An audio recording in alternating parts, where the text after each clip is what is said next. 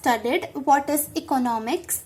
Then we have studied types of economics, that is micro and macroeconomics. Then we have also studied the statements or the further classification of economics as positive and normative economics.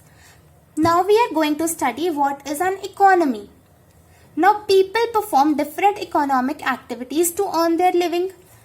Teachers go to school, doctors go to hospital, farmers go to their fields, and industrialists go to their industries. The nature and level of economic activities performed by the people of an area would reveal a system by which people of that area earn their living. This system is called economy. Now, the nature and level of economic activities that are performed by the people of an area. When in a community or in a society or in an area, when in an area some people are living, and whatever type of economic activities they are undertaking to earn their living, that system is known as economy. Now let's see the definition of economy.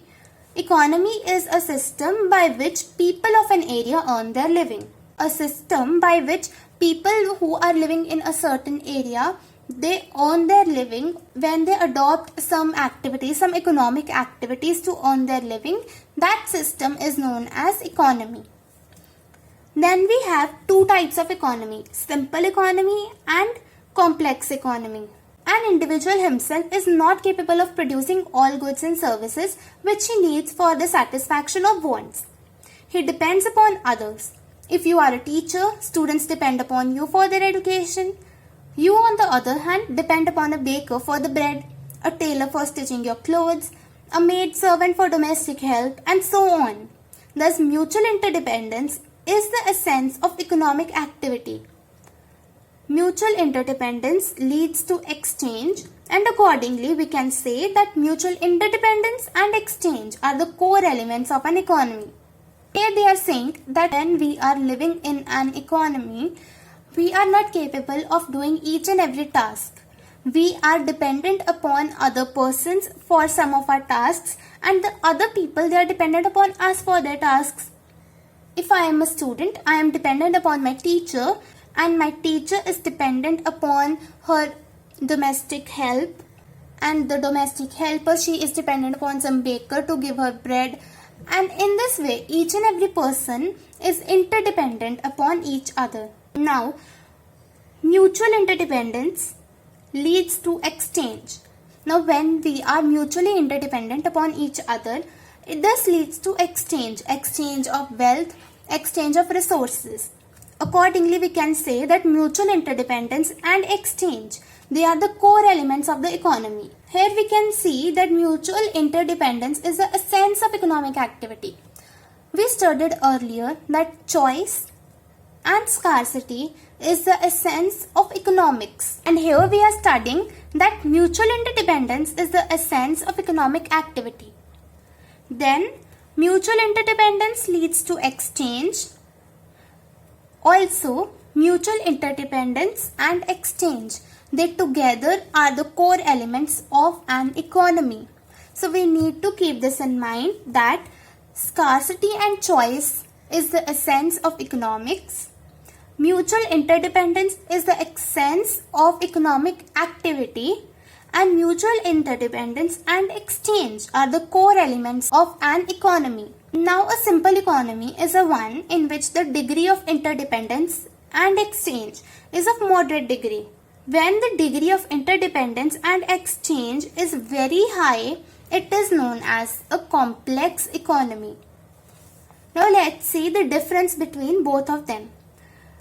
In a simple economy, income level of the people is low, whereas income level of people is high in a complex economy. Wants are multiple but not so enormous in a simple economy.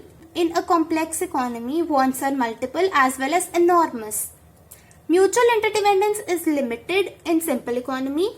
Mutual interdependence is very high in a complex economy. Degree of exchange is moderate in simple economy, and degree of exchange is very high in complex economy. Now we have studied what is an economy, and we have studied two types of economies, simple and complex. Now let's see organization of economic activities and types of economies. Economic activities like production, consumption, investment and exchange. When we are talking about economic activities, these not only include production and consumption but also investment and exchange. Now if we see, we have three types of economies. One is centrally planned economy, which is also known as controlled economy. Then we have free economy or market economy. Then the third one is mixed economy. In a centrally planned economy, the economic activities like production, consumption, investment and exchange, they are firmly controlled by the government or some central authority.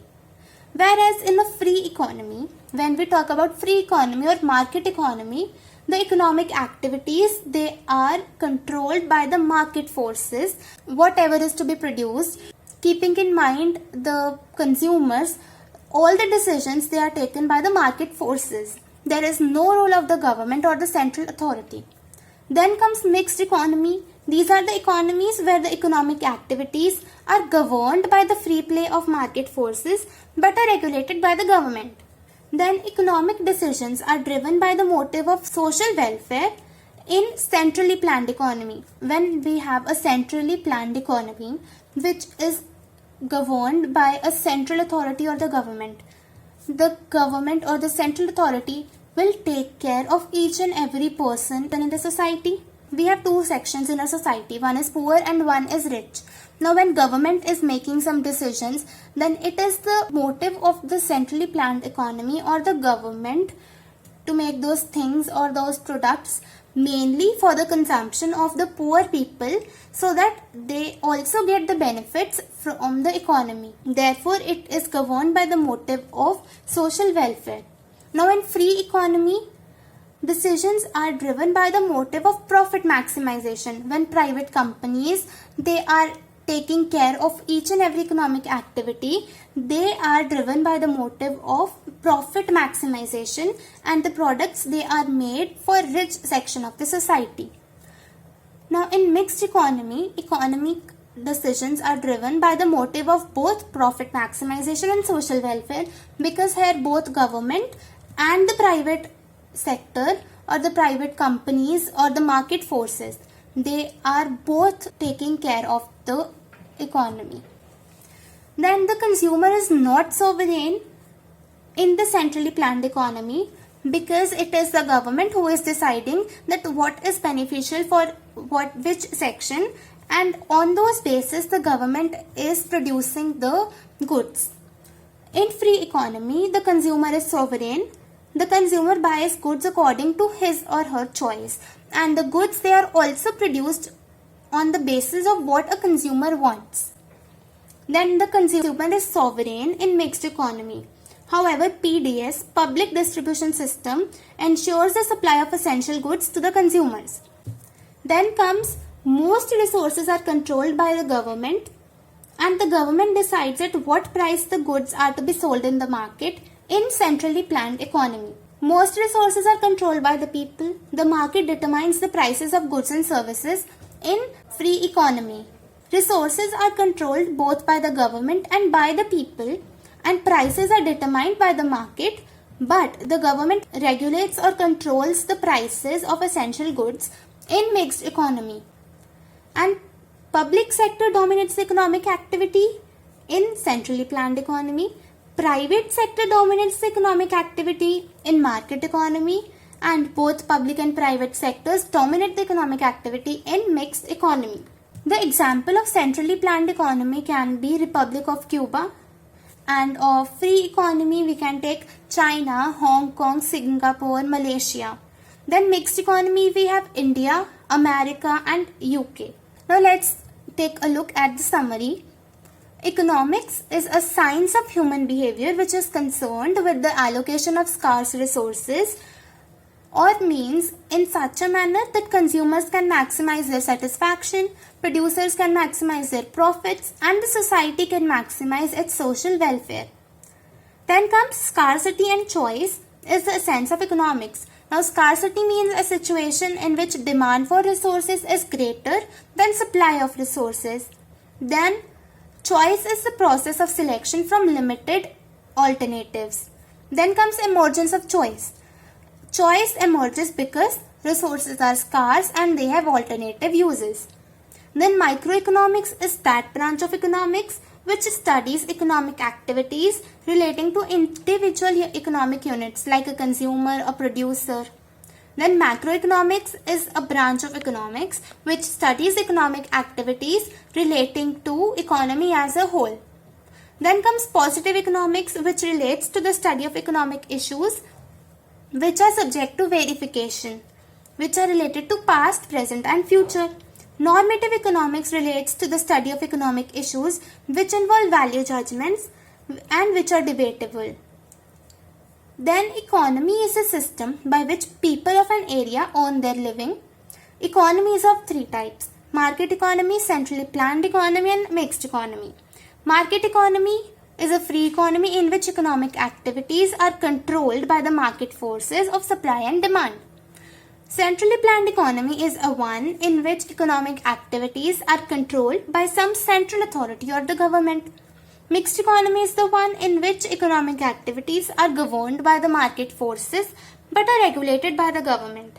Most modern economies are mixed economies. We also studied simple and complex economy. Simple economy is in which the degree of interdependence and exchange is of moderate degree, whereas it is of high degree in complex economies. So guys, this was all for today's video. If you like the content in this video, so don't forget to like the video and subscribe to my channel, and also do share this video with your friends. Bye guys.